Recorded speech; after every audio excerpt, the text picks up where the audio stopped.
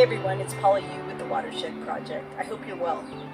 If you live in an apartment, a condominium, or any place that has limited outdoor space, you might think that a garden is out of the question, but that's simply not true.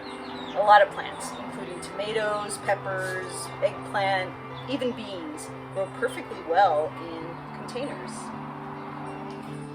In a lot of ways, growing your plants in containers is the best way to grow plants because you have so much control over the growing conditions.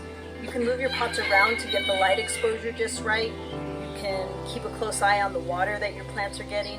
And in general, potting soils are formulated to be ideal growing media for plants. They have perfect proportions of structural elements like sand and rock, which help with drainage and air circulation, to organic matter, which helps your plants to grow.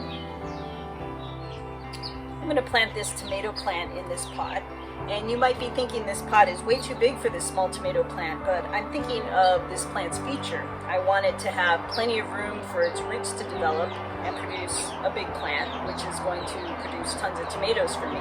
So I'm giving it a lot of space to develop. Take the plant out of the pot and give the roots a little bit of a massage.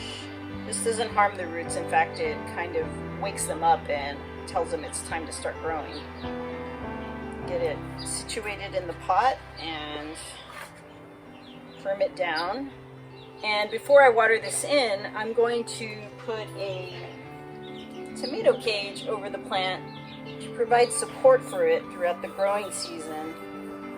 Some plants like tomatoes, like beans or cucumbers need a support structure, either because they're a vine like beans or cucumbers, or because like the tomato, they continue to grow all season, producing lots of unruly branches, which eventually will produce a lot of fruit, which weighs a lot. So a tomato cage is always a good idea because it provides the plant some support for all that heavy fruit that it's going to produce. Okay, I've placed my potted tomato plant in my container garden, which has a footprint of 3 feet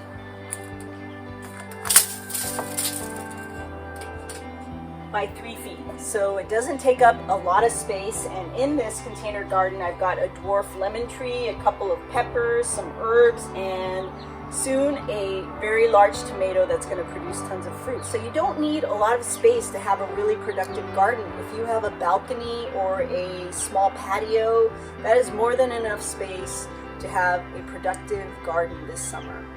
I wish you a lot of success with your container garden. Hasta luego.